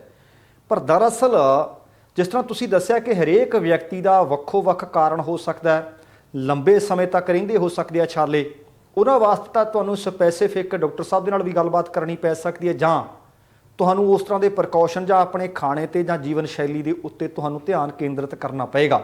ਪਰ ਮੋਟੇ ਤੌਰ ਤੇ ਤੇਜ਼ਾਬੀ ਮਾਦਾ ਇਸ ਦਾ ਇੱਕ ਕਾਰਨ ਹੈ। ਉਹਦੇ ਵਾਸਤੇ ਜਿਸ ਤਰ੍ਹਾਂ ਤੁਸੀਂ ਦੱਸਿਆ ਕਿ ਫੌਰੀ ਤੌਰ ਤੇ ਜੇਕਰ ਹੱਲ ਕਰਨਾ ਹੋਵੇ ਤਾਂ ਇਹ ਵਿਧੀ ਅਪਣਾਈ ਜਾ ਸਕਦੀ ਹੈ। ਹੁਣ ਤੁਸੀਂ ਚਮੜੀ ਦੇ ਰੋਗਾਂ ਦੀ ਗੱਲ ਕੀਤੀ ਹੈ, ਇਹਦੇ ਤੋਂ ਪਹਿਲਾਂ ਕਿ ਆਪਾਂ ਚਮੜੀ ਦੇ ਰੋਗਾਂ ਵੱਲ ਆਈਏ, ਜਸ਼ਪਾਲ ਸ਼ਰਮਾ ਹੋਰੀ ਵੀ ਆਪਣੇ ਪੱਕੇ ਦਰਸ਼ਕ ਨੇ, ਉਹਨਾਂ ਦਾ ਸਵਾਲ ਪੁਰਾਣੇ ਪ੍ਰੋਗਰਾਮਾਂ ਨੂੰ ਦੇਖਣ ਤੋਂ ਬਾਅਦ ਆਪਣੇ ਕੋਲ ਪਹੁੰਚਿਆ ਹੋਇਆ ਜਿਹੜਾ ਉਹ ਇਹ ਹੈ ਕਿ ਆਪਾਂ ਹਲਦੀ ਦੀ ਗੱਲ ਕੀਤੀ ਸੀ, ਸੁੰਡ ਦੀ ਗੱਲ ਕੀਤੀ ਸੀ, ਮਗਾਂ ਦੀ ਗੱਲ ਕੀਤੀ ਸੀ। ਉਹਨਾਂ ਨੇ ਸਵਾਲ ਪੁੱਛਿਆ ਕਿ ਜੇਕਰ ਕਿਸੇ ਵਿਅਕਤੀ ਨੂੰ ਹਾਈ ਬਲੱਡ ਪ੍ਰੈਸ਼ਰ ਹੋਵੇ ਕਿ ਕੀ ਉਹ ਇਹਨਾਂ ਵਸਤਾਂ ਦਾ ਪ੍ਰਯੋਗ ਕਰ ਸਕਦੇ ਆ ਜੀ? ਬੜਾ ਹੀ ਵਧੀਆ ਸਵਾਲ ਹੈ ਜੀ। ਹਲਦੀ ਦਾ ਉਪਯੋਗ ਅਸੀਂ ਮੁੱਢ ਕਦੀਮ ਤੋਂ ਬਹੁਤ ਲੰਬੇ ਸਮੇਂ ਤੋਂ ਕਰਦੇ ਆ ਰਹੇ ਹਾਂ, ਤੇ ਉਹਦੇ ਬਾਰੇ ਅਸੀਂ ਚਰਚਾ ਵੀ ਬਹੁਤ ਕੀਤੀ ਹੋਈ ਆ, ਜ਼ਿਕਰ ਵੀ ਬਹੁਤ ਕੀਤਾ ਹੋਇਆ ਹੈ ਕਿ ਹਲਦੀ ਕੀ ਹੈ, ਐਂਟੀ ਇਨਫਲੇਮੇਟਰੀ ਆ, ਐਨਲਜੈਸਿਕ ਹੈ। ਉਸ ਤੋਂ ਇਲਾਵਾ ਉਹਦੇ ਚ ਹੋਰ ਬਹੁਤ ਗੁਣ ਨੇ। ਔਰ ਬਚਪਨ ਯਾਦ ਕਰੋ, ਜਦੋਂ ਕਿਤੇ ਡਿੱਗ ਕੇ ਸੱਟ ਲਵਾ ਲਈ ਦੀ ਸੀ ਤੇ ਉਸੇ ਵੇਲੇ ਮਾਂ ਨੇ ਤੱਤਾ ਦੁੱਧ ਵਿੱਚ ਹਲਦੀ ਘੋਲ ਕੇ ਕਹਿਣਾ, ਨੱਕ ਫੜ ਤੇ ਇਹਨੂੰ ਪੀ ਲਾ। ਭਾਵ ਇਹ ਕਿ ਉਹ ਲੱਗੀ ਹੋਈ ਸੱਟ ਕਾਰਨ ਜਿਹੜੀ ਸੂਜਨ ਹੋਣੀ ਆ, ਉਸ ਸੂਜਨ ਨੂੰ ਆਰਾਮ ਦਿੰਦੀ ਸੀ ਹਲਦੀ, ਜਿੱਥੇ ਉਹ antibiotic, anti allergic, antiseptic, anti inflammatory, anti cancer ਦੇ ਬਹੁਤ ਸਾਰੇ ਗੁਣ ਨੇ। ਉੱਥੇ ਪਹਿਲਾ ਗੁਣ ਉਹਦੇ ਚ ਆ ਕਿ ਸੂਜਨ ਜੀ ਘਟਾਉਂਦੀ ਆ, ਸੂਜਨ ਨੂੰ ਆਰਾਮ ਦਿੰਦੀ ਆ। ਜਿਹੜੀ ਚੀਜ਼ ਵੀ ਸਾਡੇ ਸਰੀਰ ਦੇ ਅੰਦਰ ਸੂਜਨ ਘਟਾਉਂਦੀ ਹੈ, ਸਾਡੇ ਸਰੀਰ ਦੇ ਅੰਦਰ ਡ੍ਰੌਪਸਿਕ ਕੰਡੀਸ਼ਨਸ ਨੂੰ ਰਿਡਿਊਸ ਕਰਦੀ ਆ, ਉਹ ਡੈਫੀਨੇਟਲੀ ਬਲੱਡ ਪ੍ਰੈਸ਼ਰ ਨੂੰ ਵੀ ਘਟਾਏਗੀ। ਜੀ। ਤੇ ਜਦੋਂ ਅਸੀਂ ਤ੍ਰਿਕਟੂ ਦਾ ਜ਼ਿਕਰ ਕਰਦੇ ਹਾਂ, ਜੋੜਾਂ ਦੀਆਂ ਦਰਦਾਂ ਹੋਣ, ਨਿਊਰੋਮਸਕੂਲਰ ਪੇਨਸ ਹੋਣ, ਸਪਾਜ਼ਮੋਟਿਕ ਪੇਨਸ ਤੋਂ ਲੈ ਕੇ, ਜੋੜਾਂ ਦੀਆਂ ਦਰਦਾਂ ਤੋਂ ਲੈ ਕੇ, ਨਿਊਰੋਮਸਕੂਲਰ ਪੇਨਸ ਤੋਂ ਲੈ ਕੇ, ਆਰਥਰੋਲੋਜੀਕਲ ਪੇਨਸ ਤੋਂ ਲੈ ਕੇ, ਉਹਨਾਂ ਸਾਰਿਆਂ ਦੇ ਵਿੱਚ ਤ੍ਰਿਕਟੂ ਮੀਨਸ ਕਾਲੀ ਮਿਰਚ, ਮਗਾ ਤੇ ਸੁੰਡ ਜੀ, ਉਹਦੀ ਵਰਤੋਂ ਕਰਨੀ ਸੂਜਨ ਨੂੰ ਘਟਾਉਂਦੀ ਆ, ਸੂਜਨ ਦਰਦ ਨੂੰ ਘਟਾਉਂਦੀ ਆ। ਜਿਹੜੀ ਵੀ ਭੋਜਨ ਦੇ ਵਿੱਚ ਵਸਤੂ ਸੂਜਨ ਨੂੰ ਘਟਾਉਂਦੀ ਆ, ਦਰਦ ਨੂੰ ਘਟਾਉਂਦੀ ਆ, ਉਹ ਬਲੱਡ ਪ੍ਰੈਸ਼ਰ ਨੂੰ ਘਟਾਉਂਦੀ ਹੈ। ਇਹਦੇ ਬਾਰੇ ਕੋਈ ਵੀ ਵਹਿਮ ਪਾਲਣ ਦੀ ਜ਼ਰੂਰਤ ਨਹੀਂ ਕਿ ਇਹ ਗਰਮ ਤਸੀਰ ਹੋਣ ਦੇ ਨਾਤੇ ਬਲੱਡ ਪ੍ਰੈਸ਼ਰ ਵਧਾ ਸਕਦੀ ਹੈ। ਸੋ ਇਹ ਵਹਿਮ ਰੱਖਣ ਦੀ ਕੋਈ ਜ਼ਰੂਰਤ ਨਹੀਂ ਹੈ ਜੀ। ਇੱਕ ਸਵਾਲ ਹੋਰ ਹੈ ਜੀ, ਉਹ ਇਹ ਹੈ, ਹਲਦੀ ਤਾਂ ਕਹਿੰਦੇ ਖਾਂਦੇ ਆ, ਪਰ ਕੀ ਕੱਚੀ ਹਲਦੀ ਖਾਧੀ ਜਾ ਸਕਦੀ ਹੈ? ਹਾਂ, ਹਲਦੀ ਦਾ ਮਸਲਾ ਇਹ ਆ ਕਿ ਬਹੁਤ ਸਾਰੇ ਹੱਥਾਂ ਦੇ ਵਿੱਚੋਂ ਦੀ ਹਲਦੀ ਨਿਕਲ ਕੇ ਆਉਂਦੀ ਹੈ। ਉਹਦੀ ਪਿਓਰਿਟੀ, ਉਹਦੀ ਵਰਜਿਨਿਟੀ, ਉਹਦੇ ਬਾਰੇ ਸਾਨੂੰ ਹਮੇਸ਼ਾ ਸ਼ੱਕ ਰਹਿੰਦਾ ਹੈ ਕਿ ਹਲਦੀ ਦਾ ਰੰਗ ਵਧਾਉਣ ਵਾਸਤੇ ਸਾਡੇ ਤੇ ਇੱਥੇ ਇਹ ਕੰਮ ਹੁੰਦੇ ਆ ਕਿ ਉਹਦੇ ਚ ਐਡਿਡ ਕਲਰਸ ਪਾ ਦਿੰਦੇ ਆ ਤਾਂ ਕਿ ਉਹਦਾ ਰੰਗ ਜ਼ਿਆਦਾ ਪੀਲਾ ਹੋ ਜਾਏ। ਉਹ ਘਾਤਕ ਸਿੱਧ ਹੁੰਦੇ ਆ। ਚੰਗੀ ਗੱਲ ਤੇ ਇਹ ਆ ਕਿ ਸੁੱਕੀ ਹਲਦੀ ਬਾਜ਼ਾਰ ਤੋਂ ਆਪ ਖਰੀਦੋ, ਉਸ ਤੋਂ ਬਾਅਦ ਉਹਨੂੰ ਗ੍ਰਾਈਂਡ ਕਰਕੇ, ਕੱਪੜ ਛਾਣ ਕਰਕੇ ਆਪਣੇ ਘਰ ਹਲਦੀ ਬਣਾਓ। ਉਹਨੂੰ ਤੁਸੀਂ ਸਿੱਧਾ ਦੁੱਧ ਚ ਪਿਲਾ ਕੇ ਵੀ ਲੈ ਸਕਦੇ ਹੋ, ਸਬਜ਼ੀਆਂ ਦੇ ਵਿੱਚ ਵੀ ਲੈ ਸਕਦੇ ਹੋ। ਚੌਲ ਬਣਾਉਣੇ ਆ, ਉਹਦਾ ਰੰਗ ਜੇ ਤੁਸੀਂ 골ਡਨ ਬਣਾਉਣਾ, ਪੀਲਾ ਬਣਾਉਣਾ, ਉੱਥੇ ਵੀ ਪਾ ਸਕਦੇ ਹੋ। ਕੜਾਹ ਪ੍ਰਸ਼ਾਦ ਬਣਾਉਣਾ, ਉਹਦੇ ਵਿੱਚ ਵੀ ਥੋੜੀ ਹਲਦੀ ਪਾ ਕੇ ਰੰਗ ਵਾਸਤੇ। ਇਹਨਾਂ ਸਾਰੀਆਂ ਚੀਜ਼ਾਂ ਵਾਸਤੇ ਹਲਦੀ ਦਾ ਉਪਯੋਗ ਹੁੰਦਾ ਹੈ, ਜਿਹੜਾ ਕਿ ਅਲਟੀਮੇਟਲੀ ਤੁਹਾਡੀ ਬਾਡੀ ਦੇ ਅੰਦਰ ਸੂਜਨ, ਡ੍ਰੌਪਸਿਕ ਕੰਡੀਸ਼ਨਸ, ਪੇਨਸ, ਦਰਦਾਂ, ਇਹਨਾਂ ਸਾਰਿਆਂ ਦੇ ਲਈ ਆਰਾਮ ਦਿੰਦਾ ਹੈ। ਅੱਛਾ, ਹੁਣ ਡਾਕਟਰ ਸਾਹਿਬ ਅਗਲੀ ਜਿਹੜੀ ਤੁਸੀਂ ਪਹਿਲਾਂ ਜ਼ਿਕਰ ਕਰ ਰਹੇ ਸੀ, ਜਦੋਂ ਆਪਾਂ ਮੂੰਹ ਦੇ ਛਾਲਿਆਂ ਦਾ ਜ਼ਿਕਰ ਕਰ ਰਹੇ ਸੀ, ਚਮੜੀ ਦੇ ਰੋਗਾਂ ਦਾ ਜ਼ਿਕਰ ਕੀਤਾ ਹੈ, ਧੱਦਰਾਂ ਦਾ ਜ਼ਿਕਰ ਕੀਤਾ ਹੈ, ਬੜੇ ਸੋਰਾਇਸਿਸ ਦਾ ਜ਼ਿਕਰ ਕੀਤਾ ਹੈ। ਅੱਛਾ, ਮੈਨੂੰ ਹੁਣ ਇਹ ਦੱਸੋ ਕਿ ਜਿਹੜੇ ਚਮੜੀ ਦੇ ਰੋਗ ਨੇ, ਆਪਾਂ ਇਸ ਮਸਲੇ ਨੂੰ ਵਿਚਾਰਨ ਤੋਂ ਪਹਿਲਾਂ ਆਮ ਤੌਰ ਤੇ ਇੱਕ ਵੇਲਾ ਹੁੰਦਾ ਸੀ, ਅੱਜ ਤੋਂ 10-15 ਸਾਲ ਪਿੱਛੇ ਜਾਈਏ, ਸਿਰਫ ਔਰਤਾਂ ਹੀ ਸੋਚਦੀਆਂ ਹੁੰਦੀਆਂ ਸੀ ਕਿ ਅਸੀਂ ਸੋਹਣੀਆਂ ਲੱਗੀਏ, ਕਿਉਂਕਿ ਕਾਸਮੈਟਿਕ ਵੀ ਬਹੁਤ ਯੂਜ਼ ਕਰਦੀਆਂ ਨੇ, ਪਦਾਰਥ ਬਹੁਤ ਯੂਜ਼ ਕਰਦੀਆਂ ਨੇ। ਹੁਣ ਤਾਂ ਮੈਂ ਦੇਖਿਆ ਕਿ ਜਿੰਨੀਆਂ ਮਹਿਲਾਵਾਂ ਨੂੰ ਫਿਕਰ ਹੈ, ਓਨਾ ਹੀ ਆਦਮੀਆਂ ਨੂੰ ਵੀ ਫਿਕਰ ਰਹਿੰਦਾ ਕਿ ਸਾਡੇ ਮੂੰਹ ਤੇ, ਸਾਡੇ ਚਿਹਰੇ ਤੇ ਝੁਰੜੀਆਂ ਨਾ ਪੈਣ, ਸਾਡੀ ਚਮੜੀ ਨਾ ਖਰਾਬ ਹੋਵੇ, ਚਮੜੀ ਖੁਸ਼ਕ ਨਾ ਹੋਵੇ, ਮੱਥੇ ਤੇ ਤਿਉੜੀਆਂ ਨਾ ਪੈਣ। ਇਹ ਆਪਣੇ ਆਪ ਦੇ ਵਿੱਚ ਦਰਅਸਲ ਇੱਕ ਬਹੁਤ ਵੱਡਾ ਵਿਸ਼ਾ ਹੈ ਅਤੇ ਦੁਨੀਆ ਦਾ ਬਹੁਤ ਵੱਡਾ ਵਪਾਰ ਵੀ ਇਹਦੇ ਨਾਲ ਜੁੜਿਆ ਹੋਇਆ ਹੈ। ਆਪਾਂ ਉਧਰ ਧੱਦਰਾਂ ਵਾਲੇ ਪਾਸੇ ਜਾਣ ਤੋਂ ਪਹਿਲਾਂ ਮੈਨੂੰ ਇਹ ਦੱਸੋ ਕਿ ਝੁਰੜੀਆਂ ਤੋਂ ਜੇਕਰ ਬਚਾਅ ਕਰਨਾ ਹੋਵੇ, ਇਹਦਾ ਵੀ ਕੋਈ ਦੇਸੀ ਨੁਸਖਾ ਹੈ ਜੀ? ਬਹੁਤ ਵਧੀਆ ਗੱਲ ਕੀਤੀ ਹੈ ਤੁਸੀਂ ਕਿ ਕਾਸਮੈਟਿਕ, ਐਸਥੈਟਿਕ ਮੈਡੀਸਨ, ਇਹ ਦੁਨੀਆ ਦਾ ਇੱਕ ਬਹੁਤ ਵੱਡਾ ਧੰਦਾ ਆ, ਮਲਟੀ ਮਿਲੀਅਨ ਬਿਜ਼ਨਸ ਹੈ ਕਿ ਅਸੀਂ ਖੂਬਸੂਰਤ ਕਿਵੇਂ ਲੱਗਣਾ। ਤੇ ਉਹ ਖੂਬਸੂਰਤੀ ਆ ਜਿਹੜੀ, ਉਹ ਸਿਰ ਦੇ ਵਾਲਾਂ ਤੋਂ ਲੈ ਕੇ ਤੇ ਪੈਰ ਦੇ ਨਹੁੰਾਂ ਤੱਕ ਜਾਂਦੀ ਹੈ ਜੀ। ਸੋ ਉਹਦੇ ਲਈ ਸਾਨੂੰ ਕਿਹੜੇ ਢੰਗ ਤਰੀਕੇ ਜਿਹੜੇ ਕਿ ਘਰੇਲੂ ਨੇ, ਤੁਹਾਡੀ ਰਸੋਈ 'ਚ ਪਏ ਹੋਏ ਨੇ, ਉਹਨਾਂ ਦਾ ਪ੍ਰਯੋਗ ਕਰੀਏ ਕਿ ਸਾਨੂੰ ਕੈਮੀਕਲ ਤੇ ਆਧਾਰਿਤ ਕਾਸਮੈਟਿਕਸ ਯੂਜ਼ ਨਾ ਕਰਨੇ ਪੈਣ।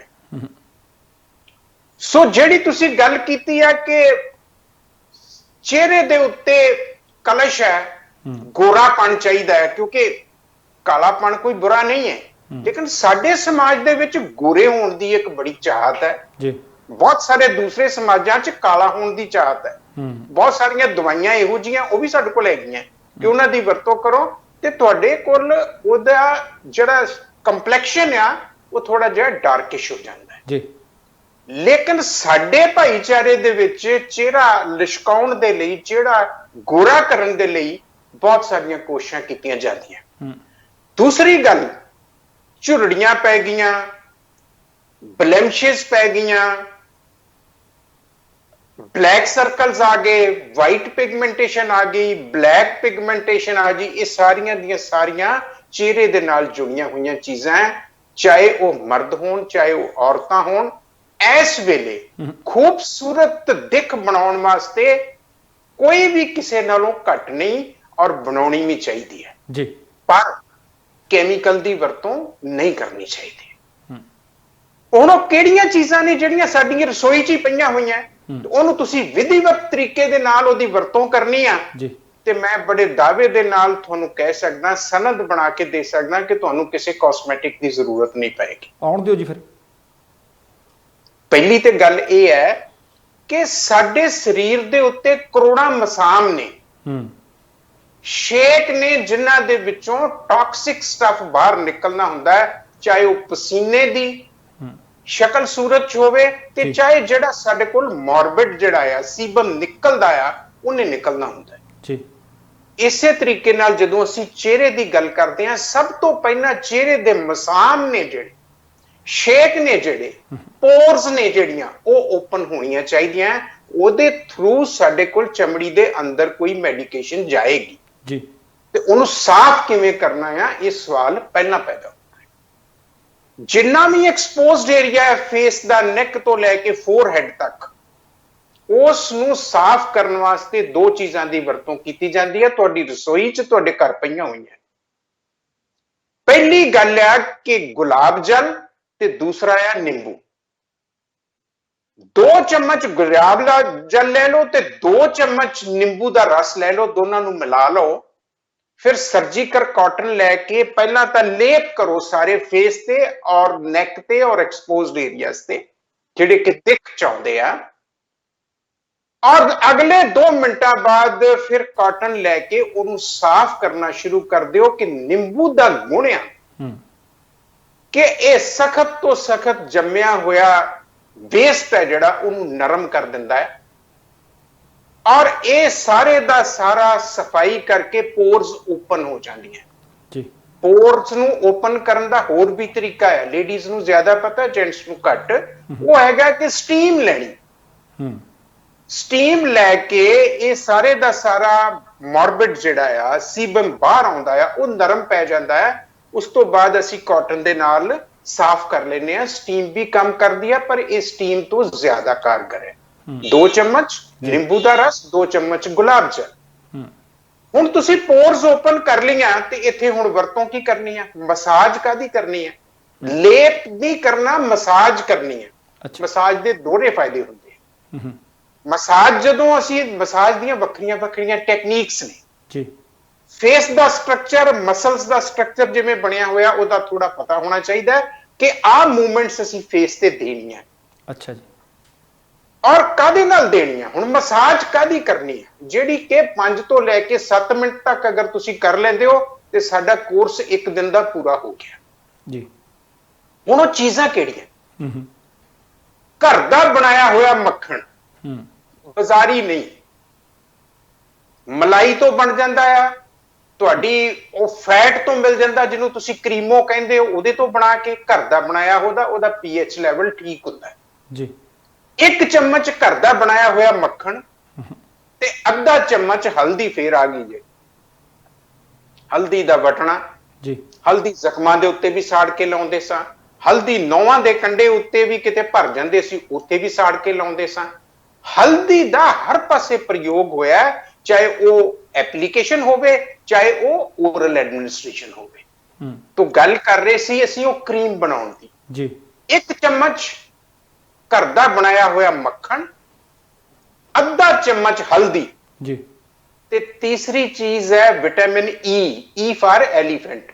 ਕਿਸੇ ਵੇਲੇ ਈ ਤੇ ਸੀ ਸੁਣਨ ਚ ਫਰਕ ਪੈ ਜਾਂਦਾ ਹੈ। ਈ ਫਾਰ ਐਲੀਫੈਂਟ, ਵਿਟਾਮਿਨ ਈ। ਉਹਦੇ ਕੈਪ ਜੈਲਸ ਮਿਲ ਜਾਂਦੇ ਆ।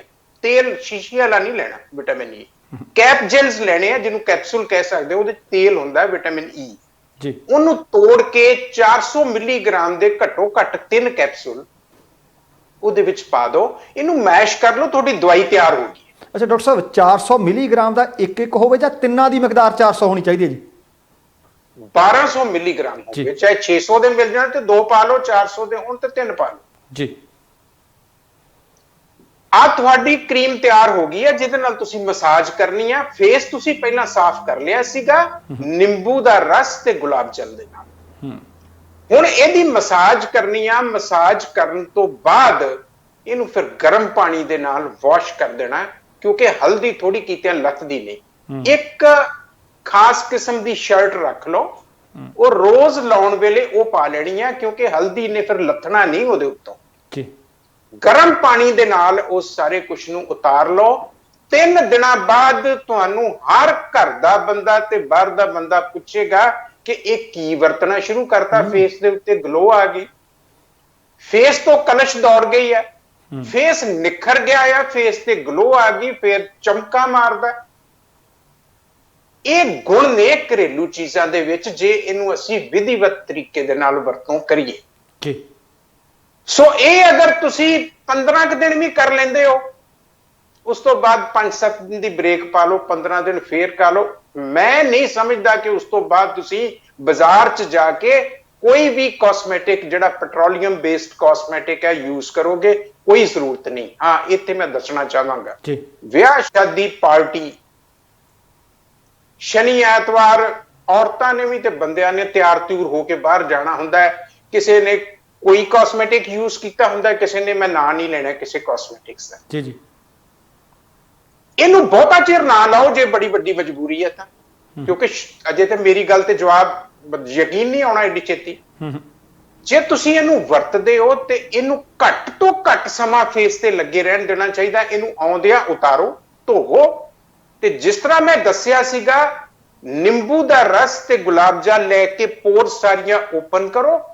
ਓਪਨ ਕਰਨ ਤੋਂ ਬਾਅਦ ਇਹਦੀ ਜ਼ਰੂਰ ਵਰਤੋਂ ਕਰ ਲਓ, ਤਾਂ ਕਿ ਜਿਹੜਾ ਮੰਦ ਪ੍ਰਭਾਵ ਕੈਮੀਕਲ ਬੇਸਡ ਕਾਸਮੈਟਿਕਸ ਨੇ ਪਾਇਆ ਸੀ ਉਹ ਠੀਕ ਹੋ ਜਾਏ। ਔਰ ਜੇ ਤੁਸੀਂ ਇਹਨੂੰ 5 ਮਿੰਟ ਮਸਾਜ ਕਰ ਲਓਗੇ ਤੇ ਪਹਿਲਾ ਮੰਦ ਪ੍ਰਭਾਵ ਵੀ ਚਲਿਆ ਜਾਏਗਾ, ਪਲੱਸ ਤੁਹਾਨੂੰ ਅਦਰਵਾਈਜ਼ ਵੀ ਫਾਇਦਾ ਹੋਏਗਾ। This is a tonic for your face. ਜੀ। ਸੋ ਘਰੇਲੂ ਨੁਸਖਾ ਵਰਤ ਕੇ ਤੁਸੀਂ ਸੋਹਣੇ ਬਣ ਸਕਦੇ ਹੋ। ਝੁਰੜੀਆਂ ਤੇ ਕਾਲੇ ਧੱਬੇ, ਐਸ਼ਿਆਈਆਂ ਜਿਹਨੂੰ ਆਪਾਂ ਕਹਿ ਦਿੰਦੇ ਆ, ਉਹਨਾਂ ਤੋਂ ਛੁਟਕਾਰਾ ਪਾਇਆ ਜਾ ਸਕਦਾ ਹੈ। ਸੋ ਦਰਸ਼ਕਾਂ ਨੂੰ ਬੇਨਤੀ ਹੈ ਕਿ ਇਹ ਫਾਰਮੂਲੇ ਨੂੰ, ਜਿਹੜਾ ਘਰੇਲੂ ਨੁਸਖਾ ਹੈ, ਵਰਤਣ ਤੋਂ ਬਾਅਦ ਅਗਲੇਰੇ ਪ੍ਰੋਗਰਾਮਾਂ ਦੇ ਵਿੱਚ ਆਪਣੀਆਂ ਟਿੱਪਣੀਆਂ ਕਰਕੇ ਜ਼ਰੂਰ ਦੱਸਿਓ ਕਿ ਅਪਣਾਇਆ, ਵਰਤਿਆ, ਪ੍ਰਭਾਵਸ਼ਾਲੀ ਨਤੀਜੇ ਸਾਹਮਣੇ ਆਏ ਨੇ। ਅੱਛਾ, ਹੁਣ ਆਪਾਂ ਗੱਲ ਕਰਦੇ ਸੀ ਚਮੜੀ ਦੇ ਕੁਝ ਰੋਗਾਂ ਦੀ। ਜੇ ਮੰਨ ਲਓ ਕਿਸੇ ਨੂੰ ਸੋਰਾਇਸਿਸ ਹੈ, ਕਿਸੇ ਨੂੰ ਧੱਦਰ ਹੋ ਗਈ ਹੈ, ਧੱਬੇ ਪੈ ਰਹੇ ਨੇ, ਖਾਜ ਹੋਈ ਜਾਂਦੀ ਹੈ, ਉਹਨਾਂ ਤੋਂ ਵੀ ਘਰੇਲੂ ਨੁਸਖੇ ਹਨ ਜੀ ਜਿਨ੍ਹਾਂ ਨਾਲ ਛੁਟਕਾਰਾ ਪਾਇਆ ਜਾ ਸਕੇ? ਦੇਖੋ, ਚਮੜੀ ਦੀਆਂ ਬਿਮਾਰੀਆਂ ਬਾਰੇ ਸਾਰੀ ਦੁਨੀਆ ਜਾਣਦੀ ਹੈ ਕਿ ਇਹ ਸਟਬਰਨ ਹੁੰਦੀਆਂ, ਜ਼ਿੱਦੀ ਹੁੰਦੀਆਂ, ਪੀੜੀ ਦਰ ਪੀੜੀ ਅੱਗੇ ਚੱਲਦੀਆਂ, ਛੇਤੀ ਕੀਤਿਆਂ ਗਲੋਂ ਨਹੀਂ ਲੱਥਦੀ। ਪਰ ਆਰਾਮ ਰਵੇ ਉਹਦੇ ਵਾਸਤੇ ਪ੍ਰੀਵੈਂਟਿਵ ਦੇ ਉੱਤੇ ਜ਼ੋਰ ਦੇਣਾ ਪਏਗਾ, ਪਰਹੇਜ਼ ਦੇ ਉੱਤੇ ਜ਼ੋਰ ਦੇਣਾ ਪਏਗਾ। ਫਿਰ ਅਸੀਂ ਇਲਾਜ ਦੀ ਗੱਲ ਕਰਾਂਗੇ, ਉਹ ਵੀ ਘਰੇਲੂ, ਉਹ ਵੀ ਜਿਹੜਾ ਤੁਹਾਡੀ ਰਸੋਈ 'ਚ ਹੈ। ਜੀ। ਪ੍ਰੀਵੈਂਸ਼ਨ ਦੀ ਅਸੀਂ ਪਹਿਲਾਂ ਵੀ ਗੱਲ ਕੀਤੀ ਆ ਕਿ ਗੁੜ, ਅਚਾਰ, ਚਟਨੀਆਂ, ਮੁਰੱਬੇ, ਪਾਊਚ ਬੰਦ, ਡੱਬਾ ਬੰਦ, ਬੋਟਲ ਬੰਦ। ਫਿਰ ਕਹਿਣਾ ਖਾਈਏ ਕੀ?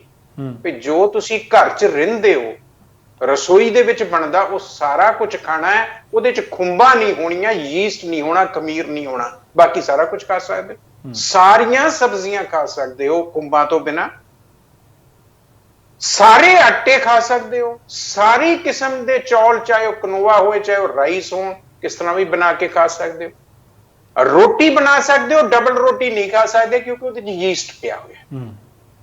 ਸੋ ਇਹ ਤੇ ਤੁਹਾਡੇ ਪਰਹੇਜ਼ ਹੋ ਗਏ। ਤੇ ਨਾਲ ਦੀ ਨਾਲ ਜਿਹੜਾ ਇਹਦਾ ਇਲਾਜ ਆ ਉਹ ਹੈਗੀ ਆ ਹਲਦੀ। ਅੱਧਾ ਚਮਚ ਸਵੇਰੇ, ਅੱਧਾ ਚਮਚ ਸ਼ਾਮ ਨੂੰ, ਭਾਵ 2.5 ਗ੍ਰਾਮ ਗਰਮ ਦੁੱਧ ਦੇ ਵਿੱਚ ਸਵੇਰੇ, 2.5 ਗ੍ਰਾਮ ਗਰਮ ਦੁੱਧ ਦੇ ਵਿੱਚ ਸ਼ਾਮ ਨੂੰ। ਜੇ ਤੁਸੀਂ ਇਹਦੀ ਲਗਾਤਾਰ ਵਰਤੋਂ ਕਰਦੇ ਰਹੋ ਤੇ ਤੁਸੀਂ ਬਹੁਤ ਸਾਰੇ ਚਰਮ ਰੋਗਾਂ ਤੋਂ ਬਚ ਬਚਾਓ ਕਰਕੇ ਚੱਲੋਗੇ। ਨਹੀਂ ਤੇ ਇਹ ਬੈਠ ਜਾਂਦੇ ਆ, ਫਿਰ ਨਿਕਲਦੇ ਆ, ਬੈਠ ਜਾਂਦੇ ਆ, ਨਿਕਲਦੇ ਆ। ਸੋ ਪ੍ਰੀਵੈਂਟਿਵ ਦੇ ਵਾਸਤੇ ਮੈਂ ਤੁਹਾਨੂੰ ਦੱਸ ਦਿੱਤਾ, ਕਿਉਰ ਕਰਨ ਵਾਸਤੇ ਤੁਸੀਂ ਹਲਦੀ ਦੀ ਵਰਤੋਂ ਕਰਨੀ ਹੈ। ਤੇ ਮੈਂ ਨਾਲ ਦੀ ਨਾਲ ਇਹ ਵੀ ਦੱਸਾਂ ਕਿ ਲੋਸ਼ਨ ਬਣਾ ਕੇ, ਆਇਲ ਬਣਾ ਕੇ ਲੋਕਲ ਐਪਲੀਕੇਸ਼ਨ ਵਾਸਤੇ ਤੁਸੀਂ ਕੀ ਵਰਤੋਂ ਕਰਨੀ ਹੈ। ਸਰੋਂ ਦਾ ਤੇਲ, ਮੰਨ ਲਓ 1 ਚਮਚ, ਵੱਡਾ ਟੇਬਲ ਸਪੂਨ ਸਰੋਂ ਦਾ ਤੇਲ ਲੈ ਲਿਆ ਜੀ।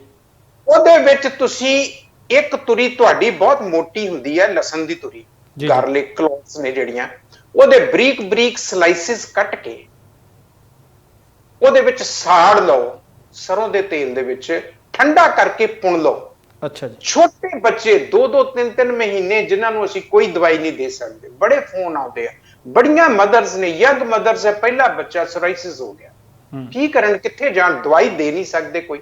ਮਾਂ ਨੂੰ ਤਾਂ ਅਸੀਂ ਕਹਿਤਾ ਵੀ ਤੂੰ ਆ ਯੀਸਟ ਖਮੀਰ ਪਰਹੇਜ਼ ਕਰ ਲੈ ਕਿਉਂਕਿ ਤੂੰ ਦੁੱਧ ਦੇਣਾ, ਨਾ ਵਰਤੋਂ ਕਰ। ਬੱਚੇ ਦਾ ਕੀ ਕਰਾਂਗੇ ਜੀ। ਉੱਥੇ ਇਹ ਲਸਣ ਵਾਲਾ ਤੇਲ ਜਿਹੜਾ ਆ ਉਹ ਕਾਰਗਰ ਹੁੰਦਾ ਹੈ, ਕੰਮ ਕਰਦਾ ਹੈ। ਅੱਛਾ, ਲਸਣ ਵਾਲਾ ਹੋਵੇ, ਸਰੋਂ ਦਾ ਹੀ ਤੇਲ ਸਿਰਫ? ਸਰੋਂ ਦਾ ਤੇਲ ਦੂਸਰੇ ਨੰਬਰ ਤੇ, ਸਰੋਂ ਦਾ ਤੇਲ ਨਾ ਮਿਲਦਾ ਹੋਵੇ ਫਿਰ ਕੋਕੋਨਟ ਆਇਲ ਵੀ ਯੂਜ਼ ਕਰ ਸਕਦੇ। ਅੱਛਾ ਜੀ। ਲੇਕਿਨ ਪਹਿਲੇ ਨੰਬਰ ਤੇ ਕੋਸ਼ਿਸ਼ ਇਹ ਕਰਨੀ ਆ, ਸਰੋਂ ਦੇ ਤੇਲ ਦੇ ਵਿੱਚ ਇਹ ਗੁਣ ਹੁੰਦਾ ਹੈ ਕਿ 5-5 ਸਾਲ ਪਾਇਆ ਹੋਇਆ ਅਚਾਰ ਖਰਾਬ ਨਹੀਂ ਸੀ ਹੁੰਦਾ ਜੇ ਤੇਲ 'ਚ ਡੁੱਬਿਆ ਹੋਇਆ ਜੀ। ਰਾਈ ਅਗਰ ਕਿਤੇ ਪਾਈ ਹੋਵੇ ਤੇ ਉਹ ਫੰਗਸ ਨੂੰ ਰਹਿਣ ਨਹੀਂ ਦਿੰਦੀ। ਪੁਰਾਣੇ ਸਮੇਂ ਦੇ ਵਿੱਚ ਜਦੋਂ ਬੱਚਾ ਪੈਦਾ ਹੁੰਦਾ ਸੀ, ਉਸ ਵੇਲੇ ਕੱਚੇ ਕੋਠੇ ਹੁੰਦੇ ਸੀ, ਖੇਸ ਅੱਗੇ ਤਾਣਿਆ ਹੁੰਦਾ ਸੀ, ਉਹੀ ਦਰਵਾਜ਼ਾ ਹੁੰਦਾ ਸੀਗਾ। ਇਨਫੈਕਸ਼ਨ ਨਾ ਹੋਵੇ ਤਾਂ ਉੱਥੇ ਉਹ ਸ਼ਰੀ ਦੇ ਪੱਤੇ, ਨਿੰਮ ਦੇ ਪੱਤੇ, ਨਿੰਬੂ, ਮਿਰਚਾਂ, ਅਸੀਂ ਕਹਿੰਦੇ ਸੀ ਟੂਣਾ ਕੀਤਾ ਹੋਇਆ। ਨਹੀਂ, ਉਹ ਸਾਰੀਆਂ ਦੀਆਂ ਸਾਰੀਆਂ ਚੀਜ਼ਾਂ ਭੂਤ ਪ੍ਰੇਤ ਨੂੰ ਬਚਾਉਂਦੀਆਂ ਸੀ। ਭੂਤ ਪ੍ਰੇਤ ਕਿਹੜੇ? ਬੈਕਟੀਰੀਆ, ਵਾਇਰਸ ਤੇ ਫੰਗਸ। ਔਰ ਉਸ ਵੇਲੇ ਮਾਂ ਦੇ ਮੋਢੇ ਦੇ ਉੱਤੇ ਤਵੀਜ਼ ਬੰਨਿਆ ਜਾਂਦਾ ਸੀ। ਉਹ ਤਵੀਜ਼ ਕਾਹਦਾ ਹੁੰਦਾ ਸੀ? ਜਿਹਨੂੰ ਆਪਾਂ ਤਵੀਤ ਕਹਿੰਦੇ ਆ ਦੇਸੀ 'ਚ ਜੀ। ਮਾਂ ਦੇ ਤੇ ਬੱਚੇ ਦੇ ਤਵੀਜ਼ ਬੰਨ ਦਿੱਤਾ ਜਾਂਦਾ ਸੀ। ਉਸ ਤਵੀਜ਼ ਦੇ ਵਿੱਚ 2 ਚੀਜ਼ਾਂ ਹੁੰਦੀਆਂ ਸੀ, ਹਿੰਗ ਤੇ ਰਾਈ।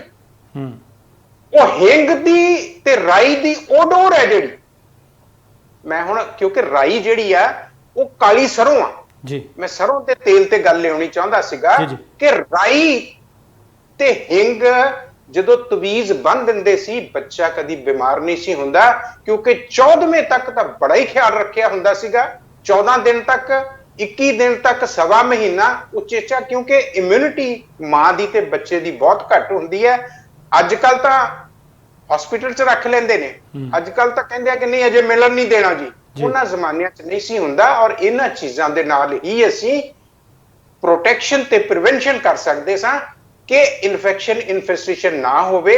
ਸੋ ਇਹਨਾਂ ਚੀਜ਼ਾਂ ਤੋਂ, ਇਹਨਾਂ ਦੀ ਓਡੋਰ ਤੋਂ, ਇਹਨਾਂ ਦੀ ਸਮੈਲ ਤੋਂ ਬੈਕਟੀਰੀਆ, ਵਾਇਰਸ, ਫੰਗਸ ਦੌੜਦੀ ਹੈ।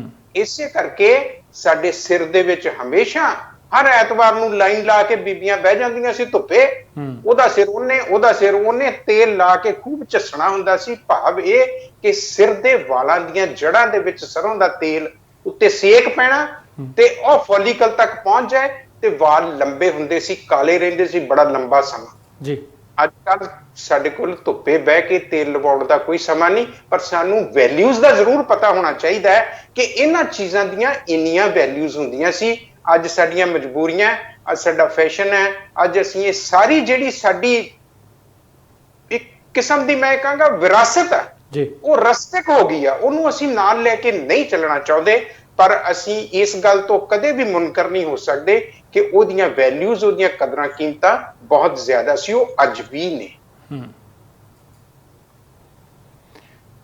ਡਾਕਟਰ ਸਾਹਿਬ, ਜਿਸ ਤਰ੍ਹਾਂ ਤੁਸੀਂ ਦੱਸਿਆ ਕਿ ਉਹ ਵੈਲਿਊਜ਼, ਅਸੀਂ ਤਾਂ ਉਹਨਾਂ ਚੀਜ਼ਾਂ ਨੂੰ ਵਹਿਮਾਂ ਦੇ ਨਾਲ, ਭਰਮਾਂ ਨਾਲ ਜੋੜ ਲਿਆ। ਦਰਅਸਲ ਉਹਦੇ ਪਿਛਲੇ ਕਾਰਨ ਤੁਸੀਂ ਦੱਸੇ ਨੇ ਕਿ ਅਸਲ ਦੇ ਵਿੱਚ ਉਹਨਾਂ ਦੀ ਜਿਹੜੀ ਸੁਗੰਧੀ ਸੀ ਜਾਂ ਸਮੈਲ ਆਖੀਏ, ਜਾਂ ਜਿਹੜੀ ਉਹਦੇ ਚੋਂ ਦੂਰ ਦੂਰ ਤੱਕ ਸਮੈਲਾਂ ਮਾਰਦੀ ਸੀ, ਉਹਦੇ ਤੋਂ ਅਸੀਂ ਬੈਕਟੀਰੀਆ ਤੋਂ ਬਚਾਉਂਦੇ ਸੀ। ਹੁਣ ਇਹ ਤਾਂ ਤੁਸੀਂ ਦੱਸ ਦਿੱਤਾ ਕਿ ਇਹਨਾਂ ਚੀਜ਼ਾਂ ਦੇ ਨਾਲ ਅਸੀਂ ਚਮੜੀ ਦੇ ਰੋਗਾਂ ਤੋਂ ਛੁਟਕਾਰਾ ਲੈ ਸਕਦੇ ਹਾਂ, ਪਰ ਮੈਨੂੰ ਇਹ ਦੱਸਿਓ, ਕਿਸੇ ਨੂੰ ਤਾਂ ਹੁਣ ਧੱਦਰ ਜਾਂ ਸੋਰਾਇਸਿਸ ਵੱਡੇ ਪੱਧਰ ਤੇ ਹੋ ਗਈ ਹੈ, ਕਿੰਨੀ ਕੁ ਦੇਰ ਤੱਕ ਇਹਨਾਂ ਚੀਜ਼ਾਂ ਦਾ ਇਸਤੇਮਾਲ ਕਰਨਾ ਪਊ, ਜਾਂ ਕਿੰਨੀ ਦੇਰ ਬਾਅਦ ਛੱਡਿਆ ਜਾ ਸਕਦਾ ਹੈ, ਜਾਂ ਇਹ ਲਾਈਫ ਟਾਈਮ ਤੁਹਾਨੂੰ ਲਾਉਂਦੇ ਰਹਿਣਾ ਪਊਗਾ?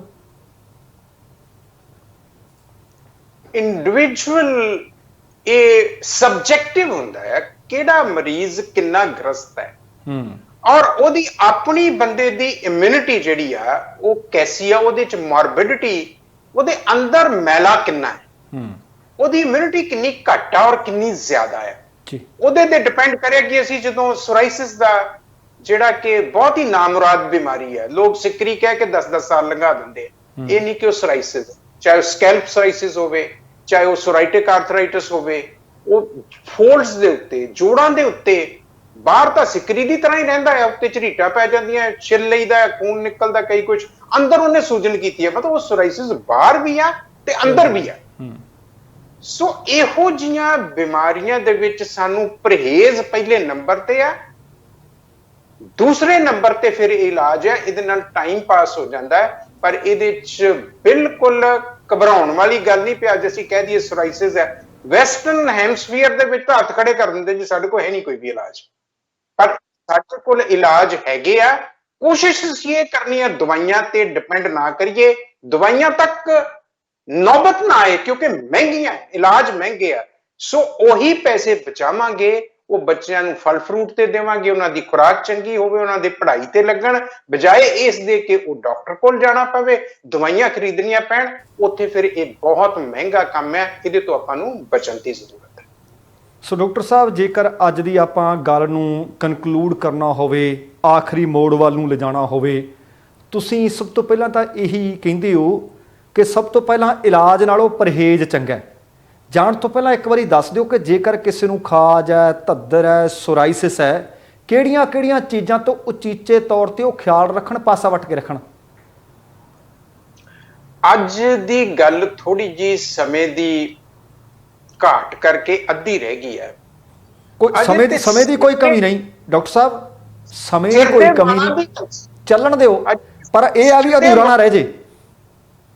ਸਿਰ ਦੇ ਵਾਲਾਂ ਨੂੰ ਕਿਵੇਂ ਬਚਾਉਣਾ ਹੈ, ਚਿਹਰੇ ਨੂੰ ਕਿਵੇਂ ਸੰਭਾਲ ਕੇ ਰੱਖਣਾ ਹੈ, ਤੇ ਆਪਣੇ ਸਰੀਰ ਦੇ ਜਿਹੜੇ ਕਰਵ ਕੰਟੂਰ, ਰੱਬ ਨੇ ਮਰਦ ਨੂੰ ਖੂਬਸੂਰਤ ਸਰੀਰ ਦਿੱਤਾ ਆ, ਔਰਤ ਨੂੰ ਦੂਸਰੇ ਤਰੀਕੇ ਦੇ ਨਾਲ ਖੂਬਸੂਰਤ ਕੀਤਾ ਹੈ, ਲੇਕਿਨ ਸਾਨੂੰ ਓਬੇਸਿਟੀ ਨੇ ਮਾਰ ਲਿਆ, ਠੀਕ, ਮੋਟਾਪੇ ਨੇ ਮਾਰ ਲਿਆ। ਉਹ ਸਾਡੇ ਕਰਵ ਕੰਟੂਰ ਮੋਟਾਪਾ ਖਾ ਜਾਂਦਾ ਹੈ। ਸੋ ਅਸੀਂ ਮੋਟਾਪੇ ਤੋਂ ਬਚ ਕੇ ਰਹਿਣਾ, ਕਿਉਂਕਿ ਉਹ 100 ਬਿਮਾਰੀਆਂ ਨੂੰ, ਆਪ ਬਿਮਾਰੀ ਨਹੀਂ ਹੈ ਲੇਕਿਨ 100 ਬਿਮਾਰੀਆਂ ਨੂੰ ਜਨਮ ਦਿੰਦਾ ਹੈ। ਦੂਸਰਾ ਗੱਲ ਤੁਰੀ ਸੀ, ਤੁਸੀਂ ਚਮੜੀ ਵਾਲੇ ਪਾਸੇ ਲੈ ਗਏ, ਤੁਸੀਂ ਫੇਸ ਦੀ ਗੱਲ ਕਰ ਲਈ ਜੀ। ਔਰਤਾਂ ਨੂੰ ਸਭ ਤੋਂ ਵੱਧ ਪਿਆਰ ਆਪਣੇ ਵਾਲਾਂ ਨਾਲ ਹੁੰਦਾ ਹੈ। ਅੱਜ ਕੱਲ ਤਾਂ ਮਰਦਾਂ ਨੂੰ ਵੀ ਆਪਣੇ ਕੇਸਾਂ ਨਾਲ ਬਹੁਤ ਪਿਆਰ ਹੈ ਜੀ। ਉਹ ਕਾਲੇ ਘਣੇ ਕਿਵੇਂ ਰਹਿਣ, ਉਹ ਸੰਘਣੇ ਕਿਵੇਂ ਰਹਿਣ, ਉਹਨਾਂ ਦੀ ਲੰਬਾਈ ਕਿੰਨੀ ਵੱਡੀ ਹੋਵੇ ਤੇ ਉਹ ਕਿਤੇ ਦੋ ਮੂੰਹੇ ਨਾ ਹੋਵੇ, ਫਿਰ ਵੀ ਐਵੇਂ ਖਿਲਰੇ ਬਿਜੜੇ ਵਾਂਗੂ ਖਿਲਿਆ ਹੋਇਆ। ਵਾਲਾਂ ਦੀ ਸੰਭਾਲ ਬਹੁਤ ਇੰਪੋਰਟੈਂਟ ਹੈ ਜੀ। ਉਹੀ ਚੀਜ਼ਾਂ ਨੇ, ਉਹੀ ਲਸਣ ਹੈ ਜਿਹਦੀ ਅਸੀਂ ਗੱਲ ਕਰ ਲਈ, ਉਹੀ ਤੇਲ ਹੈ ਜਿਹਦੀ ਅਸੀਂ ਗੱਲ ਕਰ ਲਈ, ਉਹੀ ਨਿੰਬੂ ਹੈ ਜਿਹਦੀ ਅਸੀਂ ਗੱਲ ਕਰ ਲਈ। ਤੇ ਜਦੋਂ ਕਿਤੇ ਵਾਲ ਝੜਦੇ ਹੋਣ ਜੀ, ਜਦੋਂ ਕਿਤੇ ਵਾਲ ਦੋ ਮੂੰਹੇ ਹੋਣ, ਜਦੋਂ ਕਿਤੇ ਪ੍ਰੀ ਮੈਚੁਰ ਗ੍ਰੇਇੰਗ ਹੋ ਗਏ, ਉਮਰ ਤੋਂ ਪਹਿਲਾਂ ਸਫੇਦ ਹੋਣੇ ਸ਼ੁਰੂ ਹੋ ਗਏ, ਉਸ ਵੇਲੇ ਅਸੀਂ ਕੀ ਕਰਨਾ ਭਾਈ? 1 ਚਮਚ ਨਿੰਬੂ ਦਾ ਰਸ,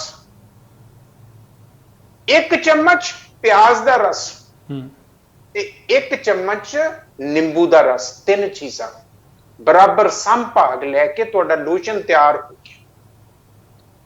ਵਾਲਾਂ ਦੀਆਂ ਜੜ੍ਹਾਂ ਵਿੱਚ ਮੀਡੀਆਂ ਕਰ ਕਰਕੇ ਵਾਲਾਂ ਦੀਆਂ ਜੜ੍ਹਾਂ ਚ ਲਾਉਣਾ, ਉੱਤੇ ਵਾਲਾਂ ਤੇ ਲਾਉਣ ਦਾ ਕੋਈ ਫਾਇਦਾ ਨਹੀਂ ਹੈ। ਇਹਨੂੰ ਲਾਓ, ਥੋੜੀ ਜਿਹੀ ਖਾਰਿਸ਼ ਹੋਏਗੀ, ਥੋੜੀ ਇਰੀਟੇਸ਼ਨ ਹੋਏਗੀ, ਕਿਉਂਕਿ ਉਹਨੇ ਜੜ੍ਹਾਂ ਚ ਜਾ ਕੇ ਜਿੱਥੇ ਫੋਲੀਕਲ ਚ ਤੇ ਫੰਗਸ ਪਈ ਹੋਈ ਹੈ ਉਹਦੇ ਨਾਲ ਲੜਨਾ। 1-2 ਦਿਨ ਹੋ ਸਕਦਾ ਵਾਲ ਵੀ ਵੱਧ ਝੜ ਜਾਣ, ਪਰ ਲਗਾਤਾਰ 15 ਦਿਨ ਇਹਦੀ ਵਰਤੋਂ ਕਰੋ, ਫਿਰ 5 ਦਿਨ ਛੁੱਟੀ, ਫਿਰ 15 ਦਿਨ, ਫਿਰ 5 ਦਿਨ ਛੁੱਟੀ, 3 ਵਾਰੀ ਇਹਨੂੰ ਕਰ ਲੈਣਾ 15-15 ਦਿਨ ਜੀ। ਦੇਖੋ ਤੁਹਾਡੇ ਵਾਲ ਜਿਹੜੇ ਆ ਉਹ ਝੜਨੋਂ ਹਟ ਜਾਣਗੇ, ਪ੍ਰੀ ਮੈਚੁਰ ਗ੍ਰੇਇੰਗ ਹੋ ਰਹੀ ਆ ਉਹਦਾ ਫਰਕ ਪੈ ਜਾਊਗਾ। ਹੁਣ ਚੀਜ਼ਾਂ ਉਹੀ ਨੇ, ਉਹੀ ਨਿੰਬੂ ਆ, ਉਹੀ ਲਸਣ ਆ, ਉਹੀ ਪਿਆਜ਼ ਆ, ਇਹ ਸਾਰੀਆਂ ਚੀਜ਼ਾਂ ਸਾਡੀਆਂ ਸਬਜ਼ੀ ਭਾਜੀ ਚ ਪੈਂਦੀਆਂ ਸੀ। ਇਹਨੂੰ ਅਸੀਂ ਸਵਾਦ ਵਾਲੇ ਪਾਸੇ ਲੈ ਗਏ, ਇਹਦੀ ਥੈਰਾਪਿਊਟਿਕ ਵੈਲਿਊ ਸੀ ਜੀ, ਇੱਕ ਦਵਾਈ ਸੀ।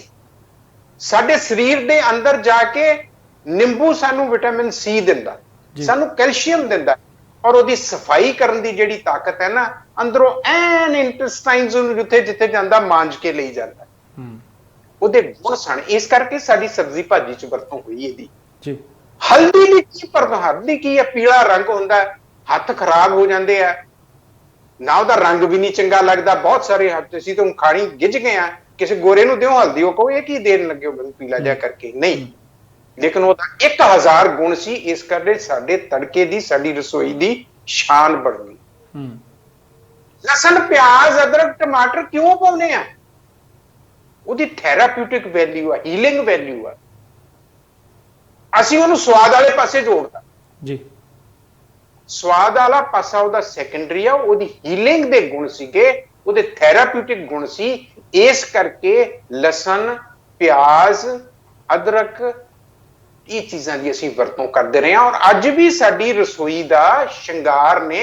ਉਹ ਵੱਖਰੀ ਗੱਲ ਹੈ ਵੀ ਹੁਣ ਅਸੀਂ ਫਾਸਟ ਫੂਡ ਤੇ ਆ ਗਏ ਹਾਂ, ਰੈਡੀਮੇਡ ਫੂਡ ਤੇ ਆ ਗਏ ਹਾਂ, ਘਰ ਅਸੀਂ ਇਸ ਚੱਕਰ 'ਚ ਨਹੀਂ ਪੈਣਾ ਚਾਹੁੰਦੇ, ਪਰ ਇਸ ਤੜਕੇ ਦਾ ਬਹੁਤ ਗੁਣ ਆ। ਇਹ ਸਾਰੀਆਂ ਚੀਜ਼ਾਂ, ਲਸਣ, ਪਿਆਜ਼, ਹਲਦੀ, ਸਾਰੀਆਂ ਦੀਆਂ ਸਾਰੀਆਂ ਤੇਲ ਦੇ ਵਿੱਚ ਚਲੀਆਂ ਜਾਂਦੀਆਂ। ਇਹਦਾ ਰਸ ਸੱਤ ਸਾਰਾ ਤੇਲ 'ਚ ਚਲਾ ਜਾਂਦਾ ਹੈ ਜੀ। ਤੇ ਤੇਲ ਦੇ ਵਿੱਚ ਇਹੋ ਜਿਹਾ ਗੁਣ ਹੈ, ਇੱਥੇ ਤਲੀ ਦੇ ਉੱਤੇ ਇੱਕ ਡ੍ਰੌਪ ਸੁੱਟ ਕੇ ਦੇਖਿਓ ਤੇ ਮੁੜ ਕੇ ਜਾ ਕੇ ਦੇਖੋ ਕਿ ਉਹ ਕਿੰਨੀ ਤੇਜ਼ੀ ਦੇ ਨਾਲ ਫੈਲ ਗਿਆ।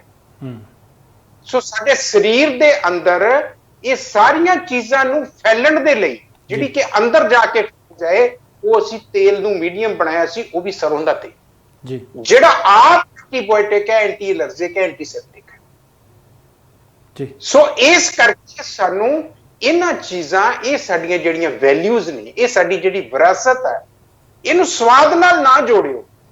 ਇਹਦੀ ਹੀਲਿੰਗ ਵੈਲਿਊ ਸੀ। ਇਸ ਕਰਕੇ ਮੈਂ ਕਹਿੰਦਾ ਕਿ ਉਹ 12 ਖਾਨੇ ਵਾਲੀ ਲੂਣ, ਸਰੋਂ ਦਾ ਤੇਲ ਤੇ ਦੇਸੀ ਘਿਓ ਨੂੰ ਛੱਡੋ ਨਾ। ਦੇਸੀ ਘਿਓ ਰੱਜ ਕੇ ਖਾਓ, ਲੇਕਿਨ ਪਚਾਓ। ਮਸਲਾ ਹੁੰਦਾ ਜਦੋਂ ਅਸੀਂ ਖਾਈ ਤੇ ਜਾਂਦੇ ਆ, ਪਚਾਉਂਦੇ ਨਹੀਂ ਜੀ।